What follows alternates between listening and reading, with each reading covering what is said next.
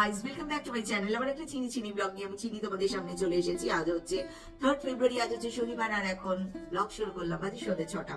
তো ব্লগ তো চলতে থাকবে, কিন্তু আজকে থাম্বনেল দেখে হয়তো একটু হকচকিয়ে যাবে। তো থাম্বনেলটা দেওয়ার পিছনের একটা বিরাট বড় কারণ আছে, সেই বিষয়ে আলোচনা ব্লগের এন্ডে বলবো।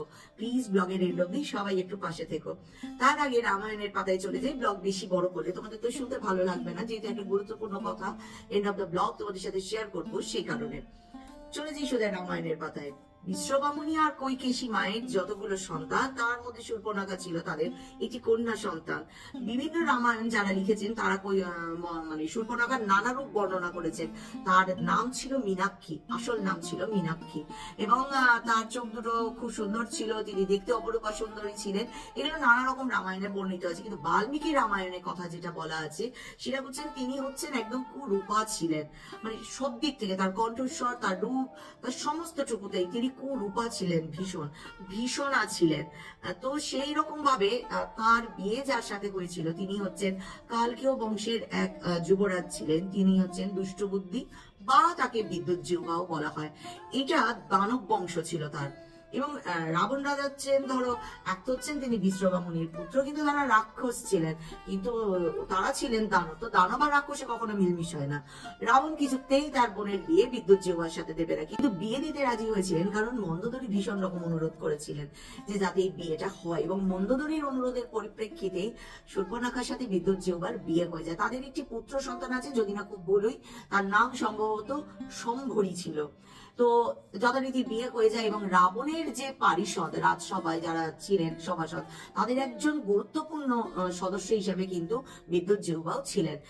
রাবণ স্বয়ং বিদ্যুৎ জিহ্বাকে হত্যা করেছিলেন, কারণ তিনি জানতে পেরেছিলেন যে এই বিদ্যুৎ জিহ্বা রাবণ রাজার বিরুদ্ধে এক ষড়যন্ত্র করছে, এবং এটা জানার পর রাজা রাবণ তাকে হত্যা করেন। এবং শূর্পণখা কিছুদিন দক্ষিণের জঙ্গলে চলে যান। কিছুদিন সেখানে থাকবার পর তিনি চলে এসেছিলেন এই খর আর দূষণের কাছে, এবং তার মনের মধ্যে যে প্রতিশোধ স্পৃহা, যা মানে অগ্নির ন্যায় প্রতিদিন বৃদ্ধি হচ্ছিল, কিছুতেই স্থিমিত করতে পারছিলেন না, সেই প্রতিশোধ স্পৃহা তার ভাইয়ের প্রতি তাকে এমন জায়গায় নিয়ে গেছিল যে তিনি যে কোনো মূল্যে ভাইয়ের চরম শাস্তি ভেবেছিলেন।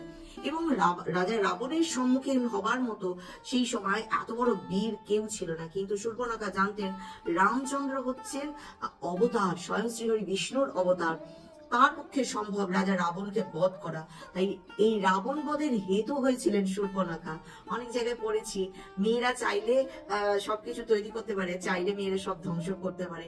এটার মানে অনেক সময় রামায়ণে অনেকে সীতামাকেই উল্লেখ করে, আদতে কিন্তু সীতামা নয়। সীতামা ছিলেন সবটুকুকে ভুলিয়ে ভালিয়ে গুছিয়ে চলা মানুষদের মধ্যে পড়ে। সংসারে এমন শূর্পণখারা থাকে যে শূর্পণখাদের কাজ হচ্ছে আমার ভালো হয়নি তো কারুর ভালো হতে দেব না, আমি যদি কিছু করতে পারিনি তো কারুর কিছু হতে দেব না। এমন শূর্পণখা আনাচ কানাচে বোধহয় ঘুরে বেড়াচ্ছে। ওই যে বললাম না, এই নেগেটিভিটি কখনো পৃথিবী থেকে ধ্বংস হবার নয়, কারণ যদি ধ্বংস হয়ে যায় তাহলে তো পৃথিবীটা সর্বসম সুন্দর হয়ে যাবে, তাই না? তো যাই হোক, যে গল্পে ছিলাম, শূর্পণখার প্রতিশোধ স্পৃহা বাড়তে থাকে। সে যখন জানতে পারে যে রামচন্দ্র এসেছেন পঞ্চবটিতে তার স্ত্রী এবং তার ভাইকে নিয়ে, তখন তিনি তাদের কাছে যান। রামচন্দ্রকে দেখে আকৃষ্ট হয়ে নয়, একটা এমন কোন ঘটনা ঘটাতে যা তিনি রাবণের কাছে দিতে পারেন, এবং রাবণ রাজাকে উদ্বুদ্ধ করতে পারেন রামের সাথে যুদ্ধ করার জন্য, যে যুদ্ধে রাবণের পরিণতি মৃত্যুই হবে একমাত্র। সেই কারণে তিনি সেখানে যান, এবং দুই ভাইয়ের মধ্যে একে অপরের ঠেলাঠেলিতে লক্ষণের হাতে তার নাক কাটা যায়। এবং এই নাক কাটার ফলে তিনি প্রথমে তার ভাই খরদূষণের কাছে যান, পরে রাজা রাবণের কাছে যান। রাজা রাবণকে কিন্তু মারিচ এবং বিভীষণ বারবার সাবধান করেছিলেন। যখন মানুষ দেখো, রাজা রাবণ ছিলেন একজন ঋষিপুত্র, তিনি ছিলেন বেদজ্ঞ ব্রাহ্মণ, তিনি বিরাট বড় পণ্ডিত ছিলেন। এবং রাজা রাবণের একটা সব থেকে বড় জিনিস যেটা আমরা জানি, তিনি হচ্ছেন দেবাদিদেব মহাদেবের পরম ভক্ত। তো সুতরাং রাজা রাবণ যে কোনো বাজে কাজ করতে পারেন বা ধর্মপথ থেকে বিচ্যুত, যদিও তার এমন নিদর্শন প্রচুর আছে, তবুও তার মানে একটা দ্বিধার মধ্যে, কোনো নেগেটিভ করবার আগে দ্বিধার মধ্যে যখন ভুগতেন, তখন এই বিভীষণ কিন্তু বারবার তাকে ওয়ার্নিং করেছিলেন, সীতা মা পরম সতী নারী, তার এই কাজে কখনো কেউ সাপোর্ট করেনি, স্বয়ং তার রাবণ পত্নী মন্দোদরীও সাপোর্ট করেনি। তবুও রাজা রাবণের নিহত হবার হেতু হয়েছিলেন শূর্পণখা। আর যেটা তো সংগঠিত হবেই, স্বয়ং যার জন্য স্বয়ং শ্রীহরি বিষ্ণু তাকে মনুষ্য অবতারে ধরণীতে আসতে হয়েছিল শুধু এই রাবণকে বধ করবার জন্য। তো সেহেতু তিনি এসেছিলেন। তার মানে দেখো শূর্পণখাদের কাজ কি, শূর্পণখারা আনাজ কানাচ্ছে। তোমরাও কিন্তু সকল শূর্পণখা থেকে সাবধান।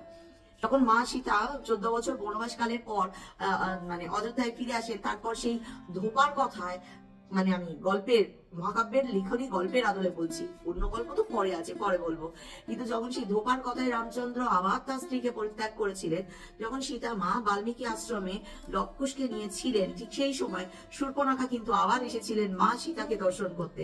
এবং মা সীতার এরকম করুণ পরিণতি দেখে তার প্রচন্ড অট্টহাসি, আরে বাস তোমার এত বড় পরিণতি হয়েছে, এখন আমি ভীষণ সুখী। যারা আমাকে প্রত্যাখ্যান করেছে, আজ সেই রাজা রাম তোমাকে প্রত্যাখ্যান করে জঙ্গলের মধ্যে রেখে দিয়ে গেছে, আজ তো আমি পরম তৃপ্তে। মা সীতার মুখ থেকে একটা কোনো কটু ভাষা বেরোয়নি, মা মৃদু হাসছিলেন। তারপর তাকে বসতে বলে মা তাকে জাম খেতে দিয়েছিলেন, কালো জামুন, যেগুলোকে জামুন বলি আমরা, খেতে দিয়েছিলেন। এবং সেই জামুন এত মিষ্টি যে শূর্পণখা যখন খেয়ে খুব মিষ্টি লেগেছে, তখন মা সীতা তাকে বলেছিলেন এই জামুন কিন্তু মন্দোদরীর বাগানের জামুনের থেকেও মিষ্টি। তখন শূর্পণখা প্রশ্ন করেছিলেন, আমি তো তোমাকে এত কটু কথা বলছি, এত ভাবে তোমাকে আমি রাগানোর চেষ্টা করছি, বা এত ভাবে তোমাকে হিউমিলেট করার চেষ্টা করছি, তবু তুমি কেন হিউমিলেট হচ্ছ না? তখন মা সীতা উত্তর দিয়েছিলেন, যা ঘটে আমার 4 আঙুলের লেখনী। মায়ের মুখ থেকে মা সীতার ভাষা আমি আমার মতো করে বোঝানোর চেষ্টা করি। যা আমাদের সাথে ঘটে তা আমাদের 4 আঙুলের লেখনীতে আছে, আর এটা আমাকে ভোগ করতেই হবে, এটা আমার থেকে কেউ কেড়ে নিতে পারবে না। তার জন্য যদি এখানে দুঃখ ভোগ থাকে, সেই দুঃখ ভোগের জন্য কাউকে দোষারোপ করার মধ্যে কোনো বীরত্ব নেই। আমি পারিনি সেটা সব থেকে বড় আমার দুর্ভাগ্য, তুমি পেরেছো সেটা তোমার সৌভাগ্য।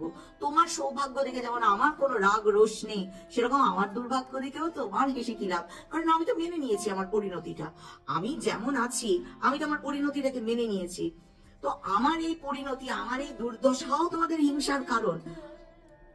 আমার মা সীতার উত্তর আমার আজকের ব্লগে তাদের প্রতি উত্তর থাকলো। কাদের প্রতি উত্তর? গতকালের ব্লগ আমি বেদবতীর কথা বলেছি, রাজা রাবণের অভিশাপ, যিনি অভিশাপ পেয়েছিলেন, তাই মা সীতাকে তিনি কেন স্পর্শ করেননি, রামায়ণের কথাই তো বলছি গো। তো এই সনাতন ধর্মের দেশে রামায়ণের কথা বললে তাকে 18টা ফিডব্যাক খেতে হয়। আমার ব্লগে আসছে ফিডব্যাক, আমাকে যারা কমেন্ট করছে তাদের কমেন্টের নিচে আসছে ফিডব্যাক। আমি এটুকু একটা জিনিস ভীষণ জানি, আমি গুরু মহারাজের হাত ধরি, যে ওই সাপটার মতো একটা সাপ ছিল, সেই সাপটা যখনই কেউ যেত না তাকে ফোঁস করতো, তো সবাই ভয় পেতে লাঠিতে করে মারধর করতো। সেই পথ দিয়ে এক সাধু যাচ্ছেন একদিন, তিনি সাপটাকে বলেন, তুমি এক কাজ করো, গুফায় বসে ঈশ্বরের নাম জপ করো, তোমার এরকম দেখে তুমি এগিয়ে যাচ্ছ, তেড়ে যাচ্ছ দেখে মানুষজন ভয় পাচ্ছে, মানুষকে ভয় দেখিও না। ওই ঋষির কথাটা সাপটা মেনে নেয়, সে কোঠরের মধ্যে বসে জপ ধ্যান করতে থাকে, তাতে মানুষ ভাবে যে তার মনে শক্তি কমে গেছে, তাই জন্য তাকে তারা খোঁচা মারতে থাকে। না খেতে পেয়ে, খোঁচা ঢিল খেতে খেয়ে সাপটা প্রায় মানে একদম মৃত্যুর দিকে চলে যায়। ওই পথ দিয়ে সাধু যখন ফিরছিলেন কিছুকাল পর, তিনি দেখেন যে এখানে সাপটা ছিল, সেই সাপটা কি আর নেই। গাছের কোঠরে গিয়ে দেখেন সাপটা পুরো একদম মানে যে কোনো সময় মারা যাবে। সাপটাকে বলে, তোমার এমন অবস্থা হলো কি করে? বলো, কেন গুরু, উনি তোমাকে বলে গেছেন আমি যেন কাউকে আঘাত না করি, কাউকে তেড়ে না যাই, কাউকে ভয় না দেখাই, মানুষকে কষ্ট না দিই, তাই চেষ্টা করেছি, তাতে মানুষ আমাকে দুর্বল ভেবে আমার এই দশা করে দিয়েছে।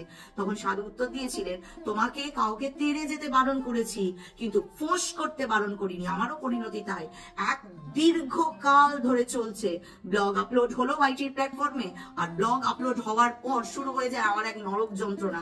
বললে বিশ্বাস করবে না, আমি আমার ব্রাউজার পেজ খুলে দেখি, শুধু প্রত্যেকটা মানুষ যারা ভালোবেসে আমাকে কমেন্ট করে যায়, যারা আমার ব্লগ দেখে যাচ্ছে, র্যান্ডাম চলে, র্যান্ডাম ফার্স্ট 1 ঘন্টায় র্যান্ডাম ফিডব্যাক, র্যান্ডাম।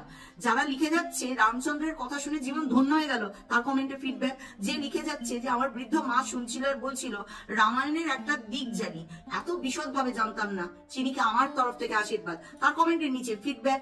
যে লিখছে আমার 2টো বাচ্চা, বই পড়ে তো আর বাচ্চাটা না, কিন্তু তোমার ব্লগের অপেক্ষায় রোজ এই টাইমে বসে থাকে যে তুমি গল্প বলবে, তোমার গল্প শুনতে ভালোবাসে, সেখানে আসছে ফিডব্যাক। আর আমার ব্লগ কত যে ফিডব্যাক নিচ্ছে কল্পনা করতে পারবে না। খবর আর স্ক্রিনশট সব আমার কাছে এসে জমা হচ্ছে। এখন প্রশ্ন থাকবে সকলের যে তুমি খবর কি করে পাচ্ছ? এই সোশ্যাল মিডিয়ার যুগে কি আর খবর পেতে অসুবিধা হয়? আমার একটাই প্রশ্ন, একটা স্বাভাবিক নর্মাল প্রশ্ন সকলের কাছে, আমি আমার লাভিশ লাইফস্টাইল দেখাইনি, আবার আমি কাউকে নিয়ে কোনো কেচ্ছা কেলেঙ্কারি শেয়ার করছি না, আমি তো স্বয়ং রামচন্দ্রের কথা বলছি। আমি তোমাদের কাছে তোমাদের কাছে রামায়ণকে তুলে ধরছি।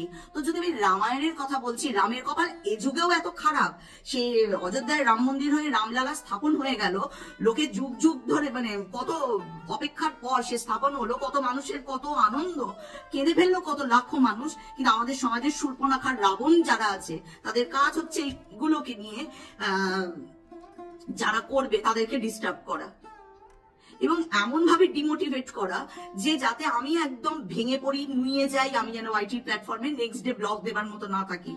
এটা রোজ ভাবি যে থাক বাবা এরকম করছে আর ব্লগ দেবো না। প্রতিদিন আমার 2 কন্যা তো আমাকে সাহস যোগায়। আর আমার হাজবেন্ড একটা কথা বলে, ইউটিউবটা রক্তের সাথে মিশে গেছে। চিনি, যেদিন তোমার ব্লগ থাকে না সেদিন আমাদের খুব ধকধক করে, আজ কেন চিনির ব্লগ নেই। হয়তো 10 বছর বাঁচতাম, তোমাদের এই রোজকার ফিডব্যাক হয়তো আমার 5 বছর বাঁচাটা কমিয়ে দেবে। আমি তো কার্ডিও পেশেন্ট, আমি অসুস্থ মানুষ, হয়তো নিতে পারবো না, হয়তো বেশি দিন বাঁচবো না। কিন্তু আমার একটাই প্রশ্ন, এটা করে তুমি কি পেলে? আমি এটাই সীতার মতো মেনে নিলাম যে এটা আমার প্রাপ্তির যোগ, আমার 4 আঙুলে লেখা ছিল, আমি কুড়োচ্ছি। কিন্তু যারা দিচ্ছ তাদের কাছে একটাই প্রশ্ন, তৈরি থাকবে। এক এক করে কাউন্ট হচ্ছে, যেদিন ঘোড়া ভরে যাবে না, একবারই সুদর্শন চক্রটা চলে। তার ভগবানের কথা বললে মানুষ বিভিন্ন জায়গায় ঈশ্বর কথা শোনে, শুনতেও ভাল লাগে, আমার তো খুব ভাল লাগে। আমি আমার অবসর টাইমে না কোনো কুটকাচালির মধ্যে নেই, আমি ভগবানের বই পড়ি, অনেক ভালো ভালো ব্লগার আছে যারা ঈশ্বর তত্ত্ব নিয়ে আলোচনা করে, আমি সেটা শুনি। কত মানুষ কত ক্রিয়েটিভিটি করে, আমি সেগুলোকে দেখার চেষ্টা করি। সংসারে কাজের কি কোনো অভাব আছে? আমার এক মেয়ে বোর্ড দেবে, এই তো এই মাসেই তার বোর্ড শুরু, তার পড়াশোনা আছে, আমি নানা কাজে ভীষণ ব্যস্ত একজন মানুষ। কিন্তু আমার অবসর টাইম আছে, আমাকে কেউ কষ্ট দিয়েছে, আমি তার পিছনে কাঠি করতে কমসে কম ওয়াইটির প্ল্যাটফর্মে কোনো ক্রিয়েটারকে গিয়ে ফিডব্যাক, রিপোর্ট এগুলো দিয়ে তার চ্যানেলটাকে ডিস্টার্ব করি না। আমি কি করছি সেটাও যেমন ও দেখতে পাচ্ছে, যারা করছো তাদেরটাও কিন্তু দেখতে পাচ্ছে। আমার একটাই চ্যালেঞ্জ, আমি যতক্ষণ বেঁচে আছি, মানে আমি যতক্ষণ আমার শ্বাস চলবে, কারোর ক্ষমতা নেই ওয়াইটির প্ল্যাটফর্মে রাম কথা, আদিশক্তির কথা, দেবাদিদেবের কথা বলবো আর কেউ আমাকে এরকম ফিডব্যাক আর রিপোর্ট দিয়ে আমাকে ইউটিউব প্ল্যাটফর্ম থেকে সরিয়ে দেওয়ার যে চেষ্টা করবে তাতে সাকসেসফুল হবে? নেভার। যারা আমাকে খুব ছোটবেলা থেকে চেনো তারা জানো আমি কতটা জেদি একটা মানুষ, এবং আমার জেদ আমাকে ওয়াইটিতে এখানে এনে দিয়েছে। ওয়াইটির প্ল্যাটফর্মে 3rd টাইম পেমেন্ট ক্লিয়ার হয়ে গেছে আমার। সুতরাং আমি যদি চাই আমি কি করতে পারি সেটাও যেমন তোমরা জানো, যদি করছি না কেন করছি না সেটাও তোমরা জানো। আমি আমার কর্মে ভীষণ বিশ্বাসী, আমার কাজ আমাকে ঈশ্বরের যতটুকু জানি ততটুকু অনেকের মাঝখানে ছড়িয়ে দেওয়া। এমন অনেক তো ভ্রান্ত ধারণা আছে যে কেন হয়েছিল রামায়ণ, কি জন্য ঘটেছিল, এমন অনেক ভ্রান্ত ধারণা মানুষ নিয়ে থাকে। তো সেই ধারণাগুলোকে সকলের মাঝখানে ছড়িয়ে দেওয়া, এটা ছিল আমার কাজ। আমি মৃত্যুর আগের দিন অব্দি এই কাজটাই করবো। ঈশ্বর আমাকে এটা করতেই পাঠিয়েছে, তার কথা যাতে আমি অনেককে বলি, ঠিক ভুলের রাস্তাটা যাতে দেখাই। তোমাদের দেওয়া রেগুলারের ফিডব্যাক, তোমাদের দেওয়া রেগুলারের আঘাত না আমাকে এক কদম আজ অব্দি পেছাতে পেরেছে, না আমাকে এক কদম থামাতে পেরেছে। হ্যাঁ এটা হয়, যে ভিডিওগুলো 700-800 ছুঁয়ে যাচ্ছিল সেগুলোর ভিউটা ডাউন হয়ে যায়, হয় ওপরওয়ালার মর্জি। যে ভিডিওগুলোতে 50টা যদি আসার থাকে ওপরওয়ালার মর্জি, আমিও মর্জি মাফিক মেনে নিয়েছি, কারণ আমার পাশে দাঁড়িয়ে আমার হয়ে লড়বার কেউ নেই। সেই কারণে আমার লড়াই তো আমার একার লড়াই। আমি রাম কথা বলবো, একজন তো শুনতে আসবে, ওই একজনের জন্য রাম কথা বলবো। যারা ফিডব্যাক দিচ্ছ তাদেরকে আমার তরফ থেকে, তাদের প্রতি আমার কোনো রাগ রোষও নেই, মা যেন তাদের ক্ষমা করে দেয়। তোমাদের এই জিনিসটা আমাকে একটু একটু করে অসুস্থ করে দিচ্ছে, কারণ একটা ব্লগ করতে প্রচন্ড পরিশ্রম হয়। রীতিমতো পড়াশোনা করি, রাত জেগে পড়ে তোমাদেরকে অথেন্টিক জিনিসটা দেবার চেষ্টা করি। আমার রাত জাগা বারণ, আমার অনেক রেস্ট্রিক্টেড লাইফ, তাও আমি এইভাবেই কাজ করে যাই। আর ব্লগ ঠিক আপলোড হলো কি হলো না, তোমাদের অত্যাচার শুরু হয়ে যায়। তোমার অত্যাচারে যদি ঠাকুর আমার ইউটিউব চ্যানেল বন্ধ করে দেয়, তোমাদের অত্যাচারে যদি ইউটিউব খোদ আমার ইউটিউব চ্যানেল বন্ধ করে দেয়, তবে না তোমরা সাকসেসফুল। রোজ মেরে লাভ কি? একটা মানুষকে রোজ মেরে লাভ কি? আমি তো মরাই মানুষ। যারা তোমরা আমার ব্লগ দেখছো তোমাদের প্রত্যেকের কাছে অনুরোধ, প্লিজ প্লিজ প্লিজ একটা লাইক, শেয়ার, সাবস্ক্রাইব করে দিও। তোমরা একটা কমেন্ট করো, যারা ফিডব্যাক, নেগেটিভ ফিডব্যাক দিচ্ছে, যারা এগুলো করছে সেখান থেকে বাঁচাতে শুধু তোমরাই পারো। তোমরা চাইলে আমার ব্লগ চলতে পারে, তোমরা না চাইলে আমাকে ইউটিউব ছেড়ে দিতে হতে পারে, সবটুকু আমাদের ভিউয়ার্সদের উপরেই থাকে। আমাদের কাজ হচ্ছে আমাদের ডেটা কালেক্ট করা, আমাকে সেই ব্লগটা শুট করা, তাকে এডিট করা, তাকে আপলোড করা, এটা আমার তরফ থেকে আমার 100%। তোমাদের তরফ থেকে সামান্য এতটুকু কন্টিনিউশন, তোমাদের কাছে তো আমি ঋণী, তোমরা নেট পুড়িয়ে আমার এতক্ষণের কথাগুলো শোনো, এটার জন্য আমি তোমাদের কাছে ঋণী। আমি তোমাদের কাছে কি বলবো, চিরঋণী। জানি না ঋণ মেটাতে পারবো কিনা, ক্ষুদ্র জ্ঞান যা আছে তাই উজাড় করে তোমাদেরকে দিয়ে দেওয়ার চেষ্টা করি সব সময়। আর তোমরা সবাই ভালো থাকো, তোমরা পজিটিভ থাকো, মাতা রানীর আশীর্বাদ, এইটাই আমার সব থেকে বড় প্রচেষ্টা থাকে। কিন্তু সেখানে যদি এরকম র্যান্ডাম চলে, এটা তো খুব বড় হাইফাই চ্যানেল নয় যে 1 লাখ 2 লাখের চ্যানেল কেউ এরকম করছে। তো কষ্ট করে একটু একটু করে দাঁড় করাতে হচ্ছে, একটু একটু করে বড় করতে হচ্ছে। কোনো খারাপ অ্যাক্টিভিটিস করি না, কাউকে নিয়ে কোনো নেগেটিভ অ্যাপ্রোচ দিই না, তৎসত্ত্বেও মানুষের এরকম, তোমাদের প্রত্যেকের কাছে হাত জোড় করে বিনীত অনুরোধ, যখন ঈশ্বর তত্ত্ব বা ঈশ্বর কথা বলবো, এখানে ফিডব্যাক আমাকে না, আমার ঠাকুরকে মারছো তোমরা। তো ভগবানকে কি কেউ ফিডব্যাক মারতে পারে? আর যে দেশে ভগবানকে মানুষ ফিডব্যাক মারতে পারে, যে দেশে ঠাকুরকে নিয়ে করা ব্লগে আসে কিন্তু কোনো নেগেটিভ অ্যাপ্রোচ, কোনো অসভ্যতম ব্লগে যারা ফিডব্যাক দিয়ে দিতে পারো না, যারা এই ব্লগে এসে ফিডব্যাক দিয়ে যাও, ঈশ্বর তাদের রক্ষা করুক, তাদের করুণা করুক, ভগবানের পাই সব ছেড়ে যাবো। চল আজকের ব্লগ এখানে শেষ করি, সবাই ভালো থেকো। এর বিষয়ে আজকে এখন বলতেই ইচ্ছা করলো না, কালকে আসবো মা সবরীর কথা নিয়ে। দেখো যদি ভালো লাগে চিনির ব্লগ তোমরা আসবে, আর যদি চিনির ব্লগ ভালো না লাগে তাহলে কেউ আসবে না, চিনির পাশে থাকবে না, বাস। বাকি আগে মায়ের মর্জি। জয় মাতা দি, জয় শ্রীরাম।